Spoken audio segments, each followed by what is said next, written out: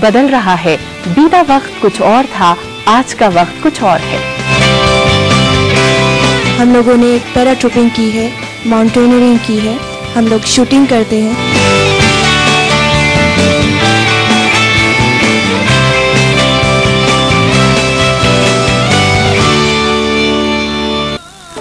नमस्कार, अस्मिता के एक और नए अंक में मैं समीना आप सबका स्वागत करती हूँ।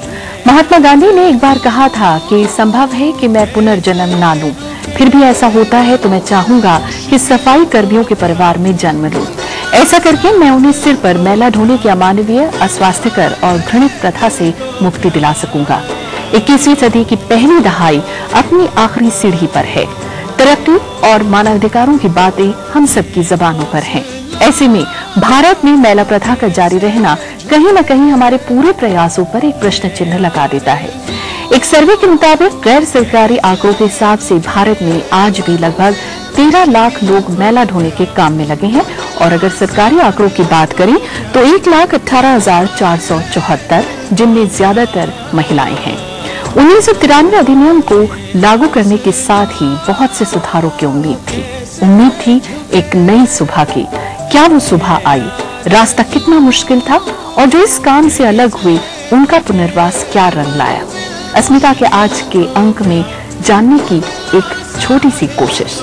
हमारे साथ जो खास मेहमान इस पूरे कार्यक्रम में शिरकत कर रहे हैं उन सबसे मैं आपका परिचय करा दूं। हमारे साथ हैं श्री बिंदेश्वरी पाठक जी, आप संस्थापक रहे हैं सुलभ इंटरनेशनल के। स्वागत है बिंदेश्वरी जी अस्मिता कार्यक्रम में आपका। हमारे साथ हैं श्री ललित कोहली जी, आप मैनेजिंग डायरेक्टर है राष्ट्रीय सफाई कर्मचारी वित्त एवं विकास निगम से आपका ताल्लुक है। खुशामदीद ललित जी अस्मिता कार्यक्रम में। हमारे साथ हैं भारती चतुर्वेदी जी, आप डायरेक्टर हैं और चिंतन स्वयंसेवी संस्था से आपका ताल्लुक है। स्वागत है भारती जी अस्मिता कार्यक्रम में। हमारे साथ हैं अनु आनंद, आप फॉर्मर एडिटर रही हैं, ग्रास रूट से आपका ताल्लुक रहा है और पत्रकार हैं, स्वतंत्र पत्रकार हैं, काफी कुछ इस विषय पर लिख चुकी हैं, अवार्ड भी मिला है आपको इस विषय पर लिखने के लिए। स्वागत है अनु जी अस्मिता कार्यक्रम में। हमारे साथ है संजय झा जी, आप भी स्वतंत्र पत्रकार हैं और ब्यूरो चीफ है वर्ल्ड रेडियो नेटवर्क से आपका ताल्लुक है और ऐसे विषय आपके दिल के काफी नजदीक रहे हैं। स्वागत है संजय जी अस्मिता कार्यक्रम में। और हमारे साथ हैं Bharatiya Vidyapeeth institute of management and research के कुछ जुझारू स्टूडेंट्स, नौजवान स्टूडेंट्स, और इनके जहन में बहुत सारे सवाल हैं आज के विषय को लेकर। एक सोशल चेंज ये भी चाहते हैं। आप सबको मैं खुशामदीद कहती हूँ अस्मिता कार्यक्रम में। इससे पहले कि हम अपने इस कार्यक्रम को और आगे बढ़ाएं, आइए हम नजर डालते हैं अपनी इस खास रिपोर्ट पर।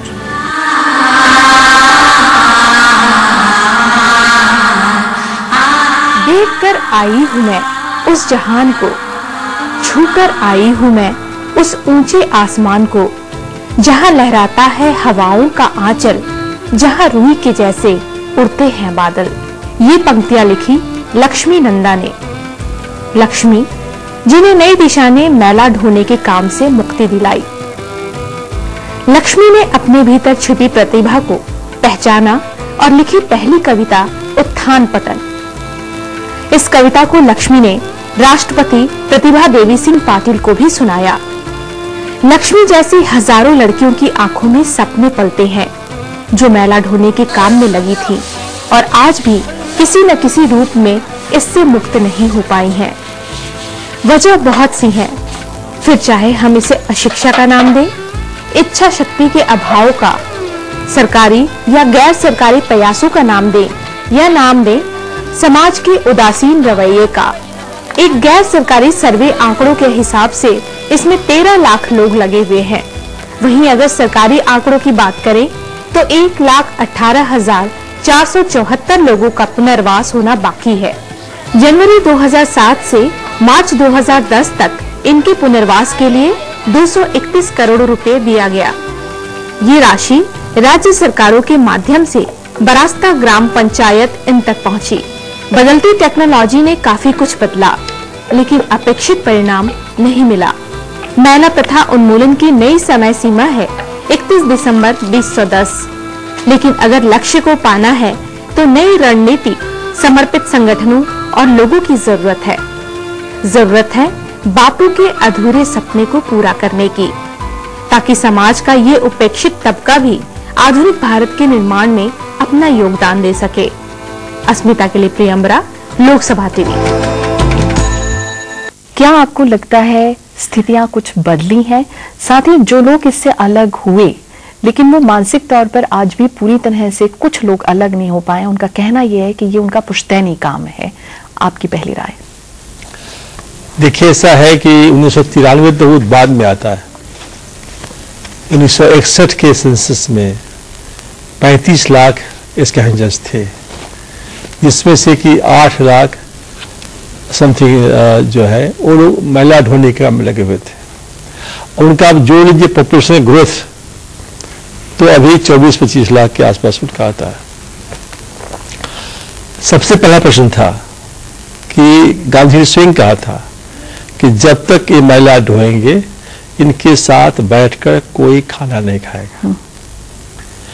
तो सबसे पहले 68 में इस काम में हम आए, 70 में हमने सुलभ की स्थापना की। सबसे पहला जो हमने किया कि सुलभ शौचालय का आविष्कार किया, जिससे कि कबाब पखाने को सुलभ शौचालय में परिवर्तित किया जाता है। यदि वह ना होता तो फिर प्रथा से लोग निकलते ही नहीं, और फिर जो प्रवास की बात है वो तो होता ही नहीं। तो पहले तो हमने तकनीक का इजाद करके, और ऐसी तकनीक जो हमारी आर्थिक, सामाजिक, सांस्कृतिक व्यवस्था का रूप हो, वो हमने किया। अब उसके बाद एक काम जो है सबसे पहले 1969 में गांधी शताब्दी वर्ष शुरू हुआ, उसमें हम काम करने आए थे, और 70 से फिर ये काम शुरू हुआ, सिलसिला शुरू हुआ। 1980 में भारत सरकार के गृह मंत्रालय ने इस काम को पहले अपने हाथ में लिया, उसके बाद कल्याण मंत्रालय ने, और आज सामाजिक अधिकारिता मंत्रालय ने लिया। अब प्रश्न उठता है कि 1993 में एक कानून बना दिया गया। एक कानून बनाते समय उनको ध्यान रखना चाहिए था कि सिर्फ कानून बनाने से नहीं होगा, दोनों तरफ काम तेजी से करना चाहिए। तो काम हुआ भी, ऐसा नहीं काम नहीं हुआ। तो अब जो आप ही अपने स्वयं कहा है कि 13 लाख गैर सरकारी आंकड़ा है और सरकारी आंकड़ा जो है 1,18,000 का है। अब जो काम हुए हैं तो उसमें, अब इसमें दो हम तो राजकुमारियां कहते हैं उनको, हम महिला नहीं कहते, जो बेटियों के बराबर हैं। एक अलवर से हैं उषा चौमर जी, और एक टोंक से डॉली। तो प्रश्न उठता है कि सिर्फ महिला ढोने की प्रथा से निकाल करके और कुछ ऋण लोन देने से क्या समाज में उनका वही स्थान हो पाएगा जो अन्य लोगों का है? बहुत अच्छी बात आपने कही कि क्या समाज में उनका स्थान हो पाएगा, ये एक सोचने वाली बात है। ललित कोहली जी हैं हमारे साथ। ललित जी, सरकारी आंकड़ा जैसा कि हमने बताया कि 1,18,474, गैर सरकारी आंकड़ा 13 लाख। 2007 से लेकर 2010 तक 231 करोड़ रुपया इनके पुनर्वास के लिए दिया गया, लेकिन स्थितियों में बदलाव बहुत हद तक नहीं देखने में आया। जो सरकारी आंकड़ा 1,18,000, ये scheme for rehabilitation of manual scavengers जनवरी 2007 में शुरू की गई थी। पहले इसका नाम NSLRS था।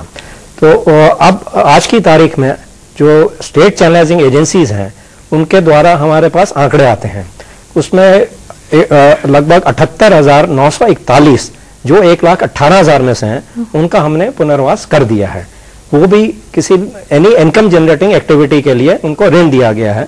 और अब एज पर गवर्नमेंट रिकॉर्ड आज की तारीख में सारी रिहेबिलिटेशन हो चुकी है। ये मार्च 2010 में कंप्लीट करनी थी, 6 महीने का एक्सटेंशन मिला था। उसके बाद भी उड़ीसा सरकार से हमें पता चला कि 329 लोग और रह गए हैं जिनका पुनर्वास करना है, उनका भी हमने जुलाई 2010 तक कर दिया। और आज अब कोई भी नहीं है हमारे हिसाब से जिसका हमने पुनर्वास करना है। फिर भी अगर कोई रह गए हैं तो इसका एक सिस्टम है, आइडेंटिफाइड एलिजिबल बेनिफिशियरी, अगर वो state channelising agency, state social welfare department के थ्रू उसका नाम हमारे पास आता है, उसका पुनर्वास जरूर किया जाएगा। क्योंकि ये जो स्कीम है ये नेशनल प्रायोरिटी की स्कीम है। इसको भारत सरकार इतनी स्ट्रिक्टली मॉनिटर कर रही है कि हमारे मंत्री महोदय, मिनिस्टर जी ने, सेक्रेटरी साहब ने रेगुलर मीटिंग्स ली, मंथली मीटिंग्स, और हम लोगों ने हर एक स्टेट को विजिट किया और इंश्योर किया कि इनको लोन दिया जाए और इनका पुनर्वास किया जाए।